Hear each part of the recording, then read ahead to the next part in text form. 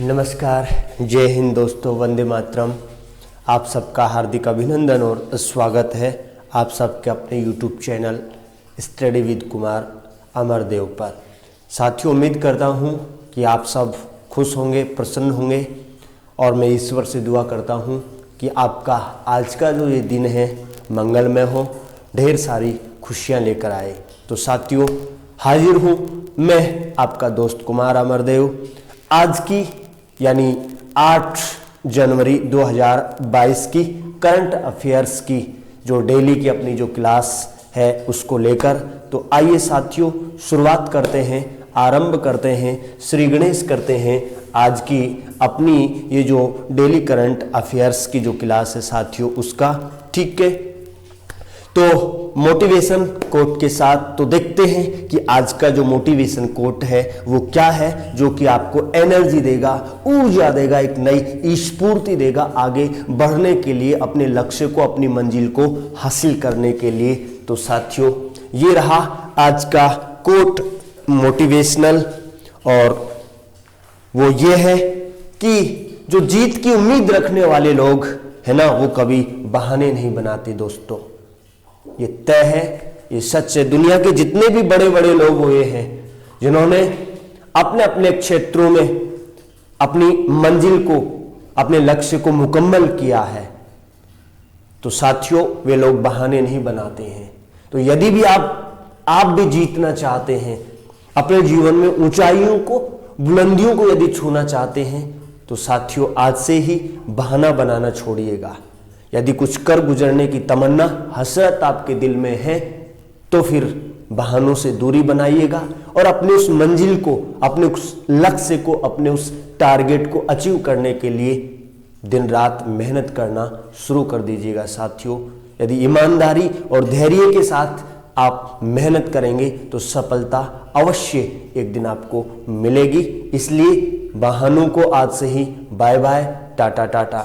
ठीक है, तो आइए आज की अपनी डेली करंट अफेयर्स का पहला जो क्वेश्चन है, छपने वाला क्वेश्चन है साथियों, नोट कर लीजिएगा आप लोग। ठीक है, ये रहा आपकी स्क्रीन के ऊपर। ये है पहला प्रश्न आपकी स्क्रीन के ऊपर। ठीक है, और प्रश्न जो है वो ये है साथियों कि उत्तर प्रदेश के मैनपुरी सैनिक स्कूल का नाम किसके नाम से जाना जाएगा।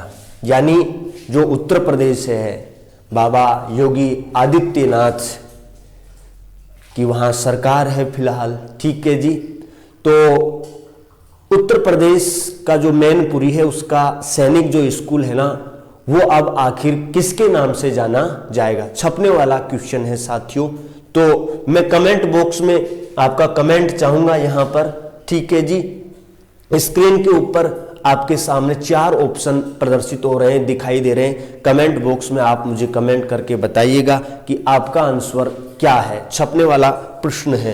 पहला जो विकल्प है यहां पे वो है CDS जनरल विपिन रावत, बी। ठीक है, विपिन नहीं बल्कि विपिन रावत। ठीक है जी, तो जैसा कि प्यारे साथियों आपको मालूम है, CDS जनरल विपिन रावत जी, जिनके बारे में आप लोग जानते ही हैं कि अभी जो है साथियों इनका 8 दिसंबर को, ठीक है, यदि हम लोग बात करें, ठीक है साथियों, अपने जो विपिन CDS जनरल रावत जी हैं, उनका जो है साथियों 8 दिसंबर 2021 को, ठीक है, एक हेलीकॉप्टर दुर्घटना में, ठीक है, हादसे में तमिलनाडु के कुन्नूर में, ठीक है साथियों, किसमें, कुन्नूर में इनका क्या हो गया, देहांत हो गया। ठीक है, आपको मालूम है CDS जो है chief of defence staff, C बोले तो chief, D for defence, S बोले तो स्टाफ, यानी ये भारत के पहले रक्षा प्रमुख बने थे। ठीक है, और जो पहला रक्षा प्रमुख इनको बनाया गया था साथियों, वो बनाया गया था विपिन जनरल रावत जी को 1 जनवरी 2020 को। ठीक है, 1 जनवरी 2020 को, ठीक है जी, 1 जनवरी 2020 को, ठीक है। पहले ये थल सेना के अध्यक्ष थे, ठीक है, जो अपने जनरल विपिन रावत जी हैं, वो पहले थल सेना के अध्यक्ष थे। फिर उन्हें जो है 1 जनवरी 2020 को क्या कर दिया गया साथियों, देश के पहले चीफ ऑफ डिफेंस स्टाफ यानी रक्षा प्रमुख नियुक्त किए गए, ठीक है। और वो अपने किसी यात्रा से अपनी पत्नी मधुलिका रावत और अपने साथ में जो 12 और अपने अधिकारी जो गण हैं, पायलट वगैरह, वो उस हेलीकॉप्टर में सवार थे साथियों।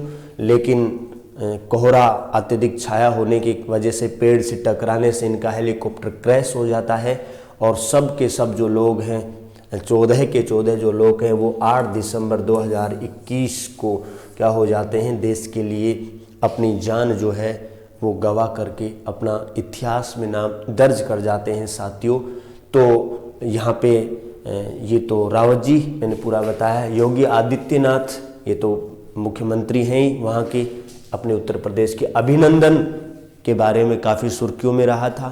इन्होंने मिग जो अपना विमान था उसको उड़ाया और पाक में लैंडिंग करवा दी थी और वहाँ इनको पकड़ लिया गया, लेकिन फिर देश की सरकार के अथक प्रयासों से ये वापस आए, ठीक है। सुभाष चंद्र बोस जी के बारे में आप जानते ही हैं। तो आपके सामने अब जो जवाब देना है वो ये देना है कि आखिर जो स्कूल का नाम है वो अब किस नाम से जाना जाएगा, सैनिक स्कूल का।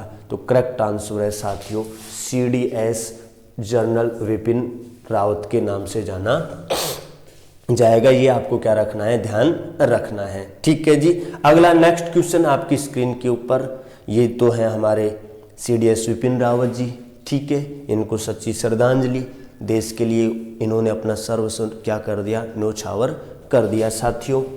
इसके बाद मैं बात करूं तो ये प्रश्न भी काफ़ी सुर्खियों में रहने वाला है साथियों, ठीक है। और आपको बता दूं कि प्रश्न ये है कि किस टेनिस खिलाड़ी को वैक्सीन न लगवाने की वजह से ऑस्ट्रेलिया ओपन से हटाया गया है तथा उनका वीजा भी क्या कर दिया, ऑस्ट्रेलियाई सरकार ने रद्द कर दिया है। साथियों आपको बताना चाहूंगा कि अभी फिलहाल जो है वर्तमान में ऑस्ट्रेलियाई टेनिस जो ओपन टूर्नामेंट है वो चल रहा है, ठीक है। उसमें अलग अलग देशों के टेनिस खिलाड़ियों ने भाग लिया है, जिसमें सर्बिया के जो टेनिस खिलाड़ी हैं साथियों, नोवाक जोकोविच ने भी, राफेल नडाल ने भी, ठीक है, दानिल मेदवेदेव ने भी, आदि इन सब लोगों ने क्या लिया है, भाग लिया है, ठीक है। ये आपको ध्यान रखना है।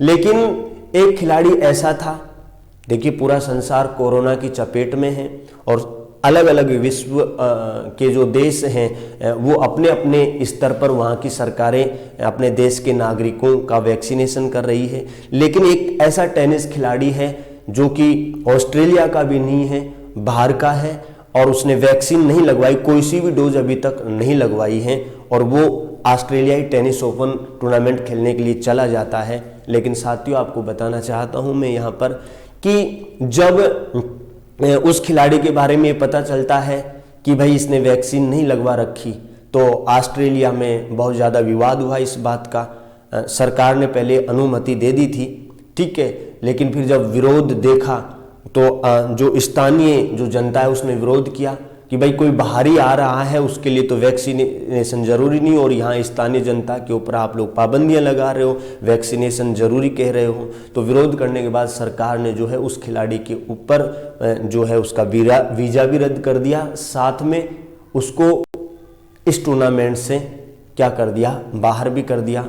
तो साथियों वह खिलाड़ी कौन सा है उसका नाम आपको बताना है, और आपको बता दूं कि वो जो खिलाड़ी हैं वो हैं नोवाक जोकोविच, ठीक है। ये सर्बिया के खिलाड़ी हैं साथियों, किसके खिलाड़ी हैं, सर्बिया के खिलाड़ी हैं, ये आपको ध्यान रखना है। और फिलहाल साथियों मैं आपको बता देना चाहता हूं कि दुनिया के टेनिस के नंबर 1 प्लेयर हैं ये, ठीक है। कौन, नोवाक जोकोविच, ठीक है। इन्होंने वैक्सीन लगवाई थी, ठीक है, और वैक्सीन नहीं लगवाने की वजह से ऑस्ट्रेलिया सरकार ने इन्हें इस टूर्नामेंट से तो बाहर किया ही, साथ में इनका वीजा भी क्या कर दिया, रद्द कर दिया, ठीक है। दुनिया के नंबर 1 खिलाड़ी हैं और जिद देखिए इनकी कि ये कह रहे हैं कि मैं वैक्सीन नहीं लगवाऊंगा।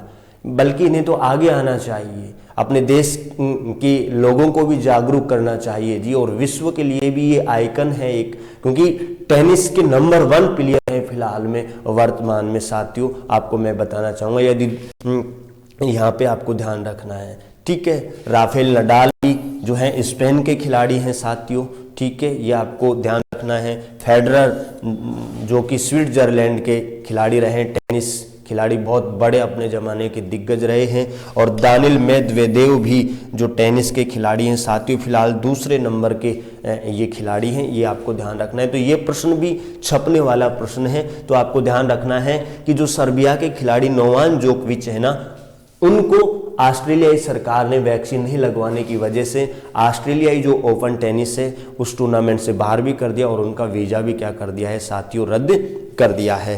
तो कमेंट करके आप मुझे बताइए कि क्लास आप लोगों को कैसी लग रही है। ये हैं वो खिलाड़ी, शख्सियत, ठीक है जी, बाकी बहुत शानदार प्लेयर हैं, ये आपको मैं बता दूं। काफ़ी संघर्षों से भरा इनका जीवन रहा है, लेकिन संघर्ष का धैर्य के साथ सामना करते हुए यहाँ तक पहुँचे हैं।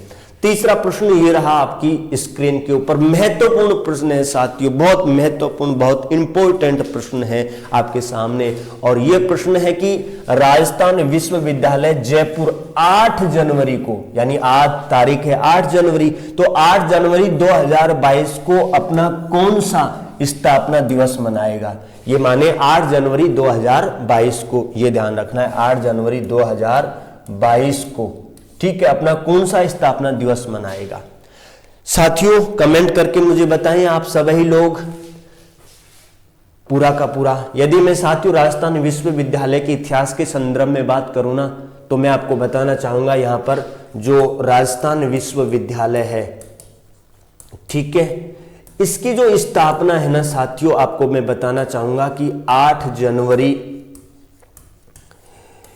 और 1947 में की गई, ठीक है, 8 जनवरी 1947 में इसकी क्या की गई, स्थापना की गई, ठीक है। और आज भी 8 जनवरी ही है, ठीक है, ये आपको क्या रखना है, ध्यान रखना है। अब यदि साथियों मैं बात करूं और इसके बारे में विशेष जानकारी, राजस्थान विश्वविद्यालय जो है ना वो अंग्रेजी हुकूमत, आपको मालूम है कि देश 15 अगस्त 1947 को आज़ाद हुआ साथियों, ये आपको ध्यान रखना है, देश 15 अगस्त 1947 को आज़ाद हुआ। तो जो राजस्थान विश्वविद्यालय है इसकी स्थापना आज़ादी से पूर्व ही कर दी गई थी। तो आपको यहां से बता दूं, एक प्रश्न और बन रहा है कि राजस्थान विश्वविद्यालय एकमात्र ऐसा विश्वविद्यालय है जिसकी अंग्रेजी हुकूमत ने अंतिम विश्वविद्यालय के रूप में स्थापना की थी। देखिए अंग्रेजों ने देश में अलग अलग हिस्सों में अलग अलग क्षेत्रों में विश्वविद्यालयों की स्थापना की, लेकिन अंग्रेजी जो हुकूमत है ना उसका जो अंतिम विश्वविद्यालय जिसकी उन्होंने क्या की थी, स्थापना की थी, तो वह कौन सा विश्वविद्यालय, राजस्थान विश्वविद्यालय, अंतिम विश्वविद्यालय जिसकी अंग्रेजों ने स्थापना की थी। उसके बाद तो साथियों 15 अगस्त को देश आजाद हो जाता है, ठीक है। तो अंग्रेजी हुकूमत या अंग्रेजी शासन जिसने की देश का अंतिम विश्वविद्यालय जिसकी स्थापना की थी वह भी राजस्थान विश्वविद्यालय है। अब आपको मैं बताना चाहूंगा कि साथियों आज जो राजस्थान विश्वविद्यालय वर्तमान में राजस्थान विश्वविद्यालय के नाम से जाना जाता है, जब उसकी स्थापना की थी 8 जनवरी को, तो उस वक्त ये विश्वविद्यालय जो है ना राजपूताना यूनिवर्सिटी के नाम से जाना जाता था। ये भी आपको मैं जानकारी दे दूं, राजपूताना यूनिवर्सिटी के नाम से जाना, यूनिवर्सिटी के नाम से जाना जाता था, ठीक है। ये भी आपको ध्यान रखना है, यानी राजस्थान विश्वविद्यालय का स्थापना के समय जो नाम था वो क्या था, राजपूताना यूनिवर्सिटी। लेकिन साथियों मैं आपको यहां पे बताना चाहूंगा कि जो राजपूताना यूनिवर्सिटी है उसका जो नाम है वो आखिर कब बदला गया, तो आपको मैं बताना चाहूंगा कि 1956 में, किसमें साथियों, 1956 में राजपूताना यूनिवर्सिटी का नाम बदल करके क्या कर दिया गया, राजस्थान विश्वविद्यालय कर दिया गया। और उसके बाद ये राजस्थान विश्वविद्यालय के नाम से ही जाना जाता है और आज भी जाना जा रहा है, जो कि जयपुर में स्थित है साथियों, आपको ध्यान रखना है। तो प्रश्न तो ये है, आपने उत्तर कमेंट करके मुझे बता भी दिया होगा कि आखिर अपना कौन सा स्थापना दिवस जो है आज राजस्थान यूनिवर्सिटी विश्वविद्यालय मना रहा है। तो करेक्ट जो आंसर होगा साथियों वो होगा क्षेत्र व स्थापना दिवस मनाएगा। ठीक है, ये आपको ध्यान रखना है। छपने वाला प्रश्न था, बहुत महत्वपूर्ण प्रश्न था और इतिहास की भी यात्रा मैंने करवाई राजस्थान यूनिवर्सिटी की। मैंने बताया कि इसकी स्थापना 8 जनवरी 1947 को की गई थी और अंग्रेजी हुकूमत का ये अंतिम विश्वविद्यालय था जिसकी उन्होंने क्या की थी, स्थापना की थी। ठीक है, स्थापना के समय इसका नाम राजपूताना यूनिवर्सिटी था, लेकिन 1956 में इसका नाम बदल करके क्या कर दिया गया, राजस्थान विश्वविद्यालय कर दिया, जो आज तक यथावत बना हुआ है। प्रश्न ये था कि कौन सा स्थापना दिवस मनाएगा यहाँ पे राजस्थान विश्वविद्यालय, तो वो क्षेत्रवा। ठीक है जी, ये आपको ध्यान रखना है। ये है आपकी स्क्रीन के सामने, दर्शन कर लीजिएगा आप राजस्थान विश्वविद्यालय का। ठीक है, अगला जो मैं देखिए सिलेक्टेड प्रश्न लेके आ रहा हूं, आपने देखा होगा यूट्यूब पे कोई घंटे में 20 करवा रहा है, 100 करवा रहा है, 50 करवा रहा है। ठीक है, लेकिन यहाँ पे केवल और केवल अपनी क्लास का ही नाम है डेली करंट अफेयर्स 5 का पंच। ठीक है, केवल सिलेक्टेड 5 प्रश्न में लेके आ रहा हूं आपके लिए रोजाना प्रतिदिन, और उनके छपने की पूरी क्या है, संभावना है साथियों। बाकी आप मुझे और प्रेरित कर सकते हैं कमेंट करके, मैं भी आप मुझे बता सकते हैं कि मैं और क्या सुधार कर सकता हूं, वो भी आप कमेंट करके मुझे बता दीजिएगा, क्योंकि आपकी प्रेरणा ही मुझे आगे तक पहुंचाएगी, ये मैं आपसे कह रहा हूं। मैंने फिर कहा, आपका स्नेह, आपका आशीर्वाद मुझ पे बना रहे। अगला जो प्रश्न है वो भी छपने वाला है साथियों, ये आपको ध्यान रखना है। ठीक है, तो आपको बताना है कि किसको गंगा स्वच्छ मिशन का महानिदेशक नियुक्त किया गया है, यानी किस व्यक्ति को गंगा स्वच्छ मिशन का महानिदेशक नियुक्त किया गया है। 4 ऑप्शन है आपके सामने, 4 ऑप्शंस में से आपको करेक्ट आंसर बताना है साथियों। तो बताइएगा कि आखिर वह व्यक्ति कौन है जिन्हें हाल ही के दिनों में अभी गंगा स्वच्छ मिशन का क्या बनाया गया है, निदेशक बनाया गया है। तो साथियों नंबर ऑप्शन है जी अशोक कुमार, नंबर 2 ललित कुमार, नंबर 6 पवन कुमार और नंबर 10 संजय कुमार। तो आपका कमेंट चाहूंगा, लेकिन यहाँ पे जो करेक्ट आंसर होगा साथियों वो होगा जी अशोक कुमार। ठीक है, ये आपको ध्यान रखना है। ठीक है, जी अशोक कुमार जो है ना साथियों, मैं आपको बताना चाहूंगा यहां पर कि ये जल शक्ति मंत्रालय, ठीक है, जो जल शक्ति मंत्रालय है भारत सरकार का, ठीक है, उसके अपर सचिव भी हैं। क्या हैं? अपर सचिव। ठीक है जी, ये ध्यान रखना है। तो इन्हें गंगा स्वच्छ मिशन का महानिदेशक नियुक्त किया गया है। जी अशोक कुमार के बारे में मैं आपको साथियों बताऊं कि ये 1991 में तेलंगाना कैडर के, ठीक है, तेलंगाना कैडर के, ठीक है, IAS ऑफिसर है, ठीक है, प्रशासनिक अधिकारी हैं, ये आपको ध्यान रखना है। ठीक है, और जल शक्ति मंत्रालय के अपर सचिव भी हैं साथियों। ठीक है, और 1991 में तेलंगाना जो कैडर है तेलंगाना, उसके ये प्रशासनिक अधिकारी हैं, और इनको जो है जी अशोक कुमार को गंगा स्वच्छ मिशन का क्या बनाया गया है साथियों, महानिदेशक नियुक्त किया गया है, बनाया गया है। ठीक है, प्रश्न छपने वाला है, ये आपको ध्यान रखना है। अब यदि मैं बात करूं आज के अंतिम पंच की, 5वां प्रश्न ये रहा आपकी स्क्रीन के ऊपर साथियों। यह भी छपने वाला प्रश्न है, बहुत महत्वपूर्ण प्रश्न है, और प्रश्न यह है कि तेल एवं गैस उत्पादक कंपनी ONGC की पहली महिला अध्यक्ष या CMD किसे नियुक्त किया गया है? पहली महिला है। ठीक है, यदि उन महिला से पूर्व जो मैं CMD या अध्यक्ष की बात करूं ना, तो साथियों वो थे सुभाष कुमार। कौन थे? सुभाष कुमार। ठीक है, तो सुभाष कुमार की जगह आपको साथियों मैं बताना चाहूंगा कि 4 ऑप्शन है आपके सामने, अलका मित्तल, ललिता गोस्वामी, मधुलिका रावत, झूलन गोस्वामी। तो इनमें से आखिर वह कौन सी लेडी है, कौन सी महिला है जिन्हें पहली महिला अध्यक्ष बनने का सौभाग्य मिला है? जो तेल एवं गैस उत्पादक कंपनी है ONGC, उसका पहला महिला अध्यक्ष नियुक्त किया गया है। तो साथियों कमेंट करके मुझे आप लोग बताइएगा कि आखिर वो महिला कौन है जिन्हें पहली महिला अध्यक्ष होने का सौभाग्य मिला। उन महिला से पूर्व जो अध्यक्ष थे वो कौन थे? सुभाष कुमार। ठीक है, लेकिन सुभाष कुमार की जगह 6 माह के लिए, फिलहाल तो आगे देखेंगे क्या होगा, लेकिन फिलहाल 6 माह के लिए उनको क्या किया गया है? अध्यक्ष नियुक्त किया गया है। तो करेक्ट आंसर है साथियों कौन? अलका मित्तल। ठीक है, अलका जो मित्तल है साथियों, उनको तेल एवं गैस उत्पादक कंपनी ONGC की पहली महिला अध्यक्ष CMD क्या किया गया है? नियुक्त किया गया है। किसकी जगह साथियों? सुभाष कुमार की जगह। तो ये आपको क्या रखना है? ध्यान रखना है। ठीक है पूरा। तो साथियों ये थी आज की अपनी 8 जनवरी 2022 की करंट अफेयर्स की क्लास। तो कैसी लगी कमेंट करके अवश्य बताइएगा, और मैं क्या सुधार कर सकता हूं वो भी कमेंट करके आप लोग मुझे अवश्य बताइएगा।